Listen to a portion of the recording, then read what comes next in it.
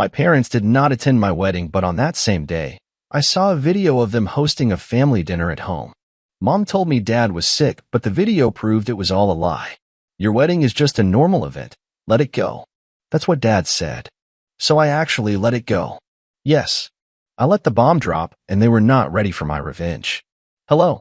Thank you for your continuous support. This means a lot to us.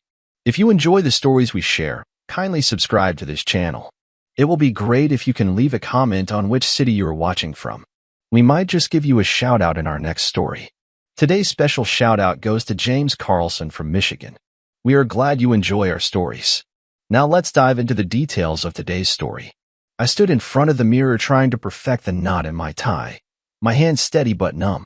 The wedding was set to begin in less than an hour, and all the pieces were falling into place. The florist delivered the arrangements early. The photographer was already circling the venue like a hawk, snapping pre-ceremony moments. My soon-to-be wife was getting ready in the bridal suite just down the hall. But none of it felt real, not in the way I'd hoped, not in the way people say it should. Because from the moment I woke up that morning, I'd been waiting on a phone call that never came. My mother had sent a single thumbs-up emoji the night before when I asked if she and Dad needed help getting to the venue. A damn emoji. No words. And that small, lazy reply settled like a stone in my chest. 3 days earlier, my father had called to say he wasn't feeling well, chest tightness, shortness of breath. I don't think I can make it, son, he said. Your mother's staying back with me. I remember pressing the phone harder against my ear, like proximity might make the lie sound more honest. He coughed twice, like punctuation, and said, "Don't worry about us. Just enjoy your day." I told him I understood. I didn't. I told him I loved him. I did. And still, I knew something about his tone felt wrong. Flat. Mechanical. Like he was reading a line he didn't bother memorizing. But I pushed the feeling down, like I always had with them. That was my role. Steady, supportive, the dependable son who never made a scene. The ceremony was beautiful. Quiet. Personal. We didn't want a circus. We wanted meaning. My wife walked toward me with tears in her eyes. And for a brief moment, everything else disappeared. Her hand in mine, her voice trembling as she said, "I do." The warmth of that moment almost erased the emptiness that echoed where my family should have been. Almost. After the vows, after the small applause, after the first dance, we slipped into a black car that would take us to the hotel. My wife leaned her head against my shoulder, her fingers wrapped around mine. "You okay?" she whispered. I nodded, lied, smiled. And just then, my phone buzzed. I didn't recognize the number at first. Serena, my cousin. We hadn't spoken in months. I opened the message and found a video. No caption, just a simple clip. I tapped play, expecting a congratulations or maybe a quiet apology for not attending. What I saw turned my blood to ice. The footage began in our family's dining room. My father at the head of the table, carving meat. My mother setting out plates. My siblings, David, Melissa, and James, all laughing, drinking, enjoying themselves like it was Thanksgiving. There was music playing, candles lit, wine glasses clinking, all of them dressed up like they were attending something special. The timestamp on the video read 2:34 p.m. That was the exact time I had been standing at the altar, waiting to see my bride walk down the aisle. I watched the video again, then again. Each loop hollowed me out further. My father wasn't sick. My mother wasn't taking care of anyone. They'd lied, and not just lied. They'd gathered, celebrated, enjoyed each other while I stood alone at my own wedding wondering if maybe I had expected too much. My wife looked up and asked what I was watching. I told her it was nothing and slipped the phone back into my pocket. I didn't want to ruin her night. She deserved at least one day untouched by my family's cruelty. The next morning, I stepped out onto the hotel balcony and called my father. The phone rang twice before he picked up. "Elijah," he said. Calm. Like nothing had happened. "How was the ceremony?" I didn't respond immediately. I could feel my throat closing, the heat rising behind my eyes. "How was the dinner?" I asked, my voice flat, cold. There was silence. Then a slow, rehearsed sigh. "You saw that," he said. I didn't answer. I didn't need to. "It was nothing," he added. "Just a little dinner. We weren't feeling up to a big event." My voice broke then, but I kept it steady. You mean my wedding? He exhaled again, slower this time, like I was exhausting him. Your wedding is just a normal event, Elijah. Let it go. In the background, I heard laughter. Familiar voices, David's, Melissa's. I recognized the tone, dismissive, smug, like I was the punchline to a joke I didn't understand. My father said my name again, but I ended the call without another word. I stood there on that balcony, watching the early morning cars crawl through the city, and felt something in me die. Not loudly, quietly, like the soft click of a door being locked from the inside. I returned to our room, kissed my wife on the forehead, and told her I was going to make a few calls. Instead, I sat down, opened a blank notebook, and wrote the first line of what would become my journal. They didn't miss my wedding. They chose not to come. That was the truth, plain and sharp. I didn't want to forget it. Not the words. Not the feeling. Not the way they made me feel small for asking for something that should have been mine by birthright. Presence. Respect. A seat at the table I had helped keep standing for years. That night, I stared at the ceiling while my wife slept beside me. I remembered every dollar I'd sent to cover their debts, every emergency I helped them through. When Melissa's loans fell short, I stepped in. When David overdosed, I flew out and dragged him back. When James lost his job, I covered his rent for 6 months. And when my parents' mortgage nearly collapsed, it was my signature, my credit, my money that saved the house they just used to host a dinner without me. It wasn't about the wedding. Not anymore. It was about what they believed I was worth. And they'd shown me. I didn't explode. I didn't send long messages or call a family meeting. I didn't even tell my wife the full truth for weeks. That wasn't how I operated, not anymore. I had spent my entire life bending around their needs, lowering my volume, softening my pain so it didn't make them uncomfortable. But something about hearing my father say, just a normal event, made me realize I'd spent 3 decades auditioning for a role they were never going to give me. That kind of realization doesn't provoke rage. It breeds silence.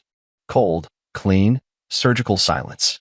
The morning after the wedding, I sat down at my desk and opened my laptop. I logged into my bank account first, pulled up the list of recurring payments, and started canceling. One by one. My parents' mortgage? Gone. Melissa's tuition top-off? Removed. James's rent subsidy?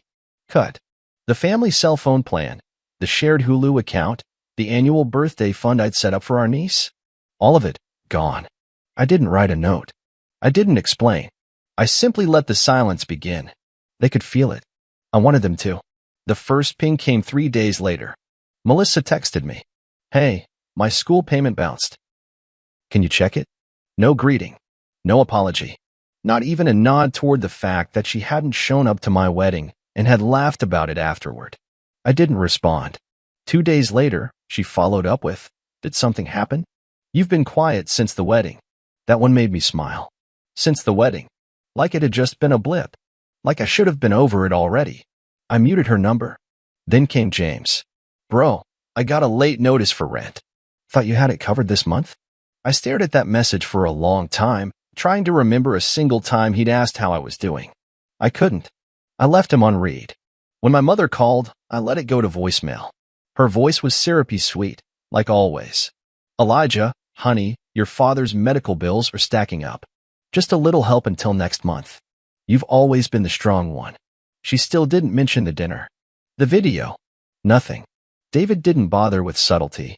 He called me, didn't leave a message, then texted. You're seriously going to ghost the whole family over one night? One night. That's what they thought this was.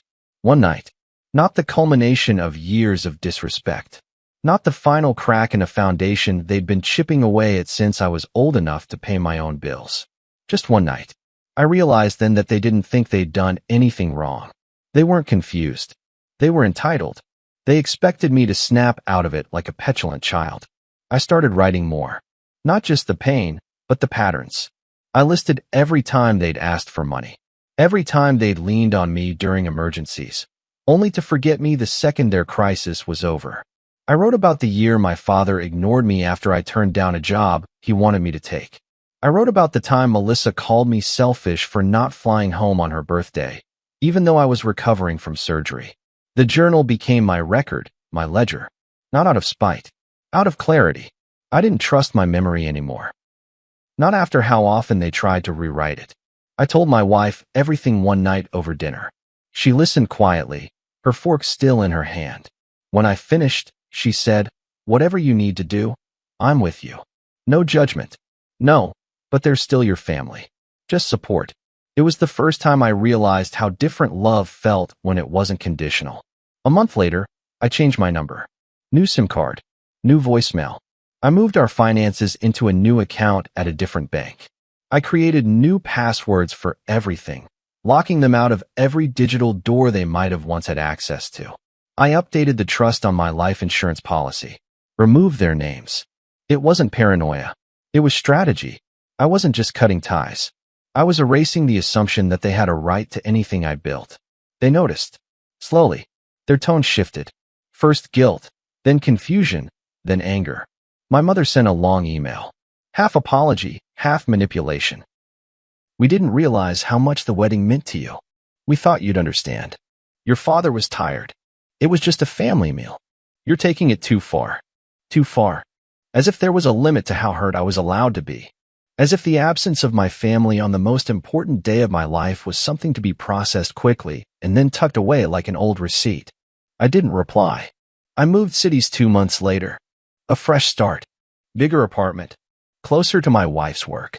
I didn't tell anyone. I left no forwarding address. I started my own consulting firm and business boomed. I signed clients who knew me by my first name, not by my family baggage. I hired staff, gave people opportunities no one had given me. I created something with my name on it that no one else could touch. 3 months after the move, I received a letter in the mail. Handwritten. No return address. But the handwriting was my father's. 2 pages. No real apology. Just defensive rambling, and the same phrase that started it all. It was just a normal event. Let it go. I folded the letter once, slid it into the back of my journal, and locked it away. I hadn't vanished. I had evolved. And this time, I didn't owe anyone an explanation for it. 3 years passed before I saw them again. In that time, I rebuilt everything they tried to drain from me.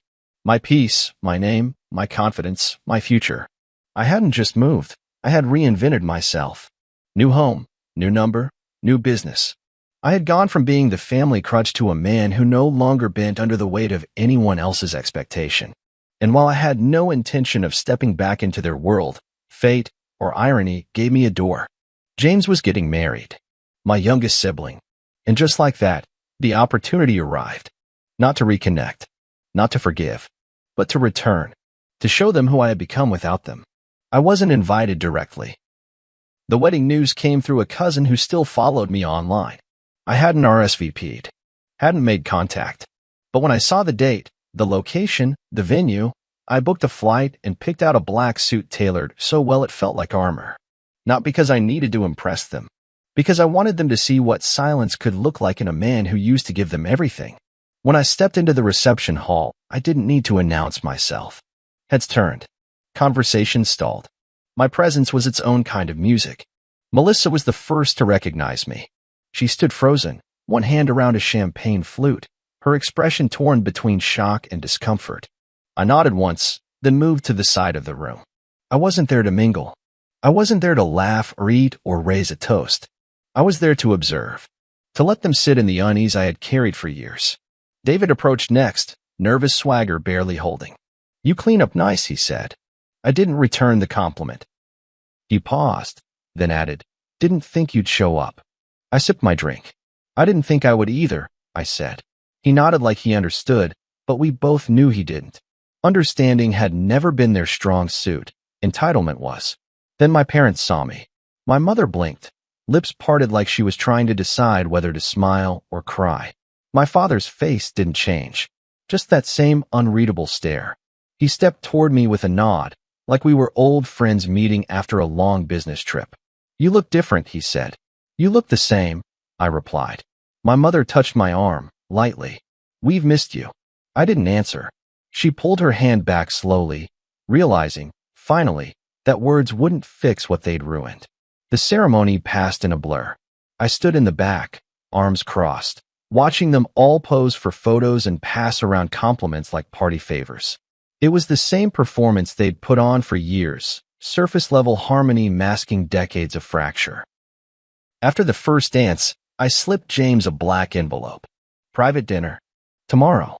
No plus ones. No kids. Just family. He looked at it, then looked at me. What's this? I leaned in slightly. A mirror. The next night, they all showed. I knew they would. Pride is a powerful motivator. Curiosity even more so. I rented the same house they used for that dinner 3 years ago. Paid top dollar to recreate it exactly, same lighting, same tablecloths, same wine glasses. I wanted the déjà vu to hit them before they even sat down. When they walked in, the expressions told me everything.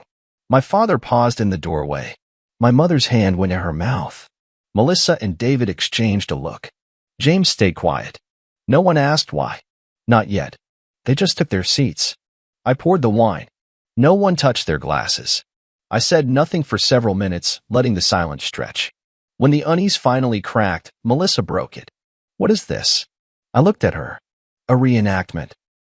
David scoffed, but no one laughed. I stood, walked to the TV mounted on the far wall, and pressed play on the remote. The screen lit up with footage from my wedding. Me, standing alone. Her, walking toward me. The quiet. The empty seats. Then, the shift. The video Serena had sent me, the dinner. The laughter. The wine. The betrayal. It played for 6 minutes. No one moved. When the screen went black, I faced them. You told me that day was just a normal event. You lied. And then you laughed. And when I walked away, you called it dramatic. You thought I'd get over it. I stepped away from the screen, voice low. But I didn't come here to rehash it. I came to end it. My father leaned forward. So this is what? Revenge. I shook my head. No. This is the obituary. For what we used to be. My mother's voice trembled. We didn't mean to hurt you. I nodded. You didn't care if you did. That's worse. I poured myself a final glass, left the rest of the wine untouched. As I walked to the door, Melissa asked, You're not staying? I didn't stop. I haven't stayed for years. Outside, the air was quiet. Heavy. Final. Behind me, chairs scraped the floor, but no one followed. For the first time, they sat in the silence they had once left me to choke on. And now, they could keep it. They came back to that house the same way they had left me, together, smiling, pretending everything was fine. But the moment they stepped inside, I saw it. The unease. The cracks under the surface. The space I used to fill with generosity, with patience, with silence, now it was empty. And they felt it. Melissa stepped in first, her eyes sweeping the room. Same dining table. Same plates. Same floral centerpiece. I'd paid attention to every detail. I wanted it to look exactly like the dinner from 3 years ago. And it did. Down to the wine I had once bought them as a holiday gift. David walked in behind her, paused mid-step. James followed, adjusting his collar like the room had suddenly become too tight.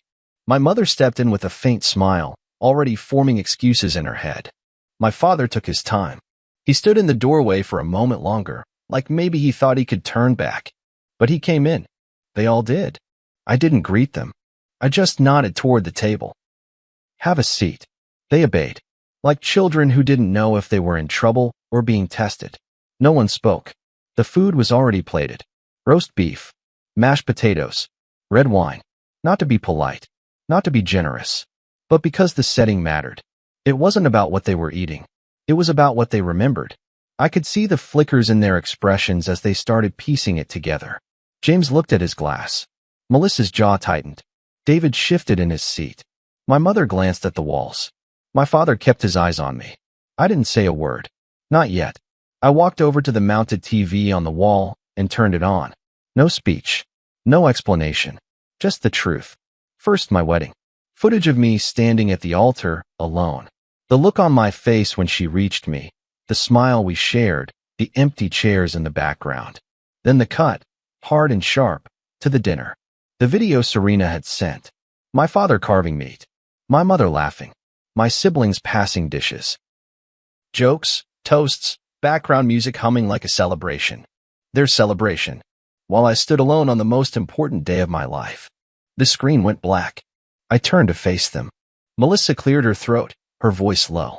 Where did you get that? Does it matter? I asked. You were all there. My mother's eyes shimmered. We didn't think it would hurt you this much. You didn't think about me at all, I said, cutting her off. David leaned back. So what is this? A guilt trip? Some big statement. No, I said. This is a mirror. I wanted you to see yourselves the way I saw you that day. James opened his mouth, then closed it again. Melissa looked down. No one had touched their food. My father finally spoke, his tone flat. You went through a lot of effort for a point we already got. I walked slowly around the table, not raising my voice. You didn't get the point. You thought I cut you off because I was emotional, because I was overreacting, because I was trying to punish you. But I wasn't. I was done. There's a difference. My mother reached for her glass. Her hands shook. We assumed you'd understand. You've always been the strong one. No, I said. I've always been the useful one. David scoffed. So that's what this is about, money? No, I said again. It's about worth. And you all made it clear what mine was the day you called my wedding just a normal event. Melissa's voice cracked. You're not the only one who's ever been hurt. And yet, I replied, I was the only one expected to keep giving no matter how many times you stepped on me. Silence. I looked at each of them, one by one. You don't owe me an apology. I'm not here for one. I'm here to bury this. I motioned to the table. This was your last supper. The last time I sit in a room pretending this family means something it doesn't. My father pushed back his chair. So that's it. That's it, I said. No anger. No yelling. Just truth. And distance. I poured myself a final glass of wine, sipped it once, then placed it down untouched. I walked to the door, grabbed my coat, and turned back to them only once. You can finish dinner. Or not. Either way, this is the last meal we share. My mother stood up, her lips trembling. Please, Elijah, I'm not angry anymore, I said quietly. I just don't need to keep bleeding for people who only show up when they're hungry. And then I walked out. Behind me, the room stayed quiet. They didn't follow. They didn't shout. Because deep down, they knew. This wasn't revenge. This was conclusion. They told me to let it go. So I did. 2 months have passed since that dinner, and the silence has remained unbroken. I don't know what they said to each other afterward. Maybe they went home and argued. Maybe they sat there in that too familiar dining room, staring at cold plates and their own reflections. Maybe they tried to spin it all in their heads, make me the villain of their version of the story. I don't care. The truth didn't need their approval. It only needed to be seen. And once it was, I walked away and didn't look back. Not out of bitterness. Not out of rage. Just peace. Quiet, sharp, undeniable peace. I haven't blocked them. I don't need to. They won't reach out. That much is clear. Pride will hold them back, the same way it always did. Pride is why they missed my wedding. Pride is why they never apologized. Pride is why they convinced themselves I'd come crawling back eventually. But I didn't. I won't. I don't miss them. I miss the idea of family, sure. The version I created in my mind all those years when I excused their absence, justified their coldness, gave meaning to things they only ever performed. But that idea, that illusion, I buried it. The journal I started after my wedding is finished now. The last page holds only one sentence. There's no healing in returning to what hurt you. I locked it in a drawer I rarely open. I don't reread it. I don't need to. I remember everything I wrote. Every moment I held my tongue to keep the peace. Every lie they fed me about loyalty. Every quiet way they showed me I was only valuable when I made their lives easier. The silence I've kept since has been louder than any confrontation could have been. It speaks for me now. And every time they sit in the discomfort of it, I hope they remember what caused it. Not one moment. 1,000. Accumulated. Measured. Remembered. My wife asked me the other day, do you ever think you'll talk to them again? I didn't hesitate. No, she didn't press. She nodded, laced her fingers through mine, and said, good. She was the only person who stood beside me without condition. She saw me unravel. She watched me rebuild. And not once did she try to talk me out of the silence. She understood what they never did. That silence isn't absence. It's protection. It's power. I heard from an old family friend recently, a distant cousin. She reached out with a message that began with, I heard things are tense, and ended with, maybe it's time to mend fences. I didn't respond.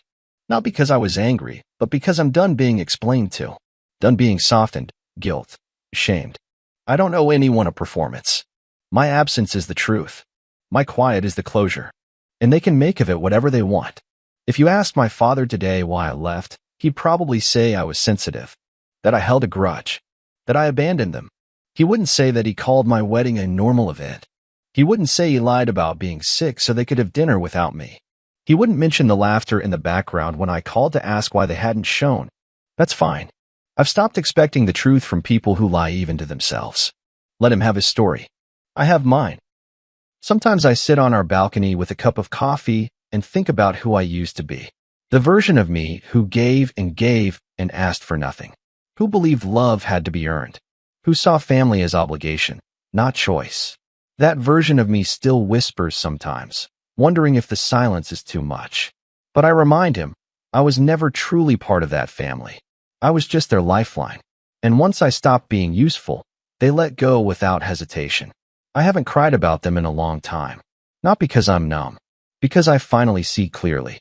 The pain stopped when the performance stopped. When I stopped writing them into chapters they never earned. When I stopped waiting for them to become people they never intended to be. I stopped trying to bring them into my future. They didn't deserve it. No one says it, but walking away is a kind of mourning. You grieve the love you never got, the closeness you imagined, the version of family you built in your head. But once the grief passes, there's clarity. And in that clarity, I built a new life. One that didn't depend on approval. One that didn't bend toward guilt. One where peace wasn't rented, it was owned. I haven't sent them money. I haven't sent them updates. I haven't sent them anything. They told me my wedding was just a normal event.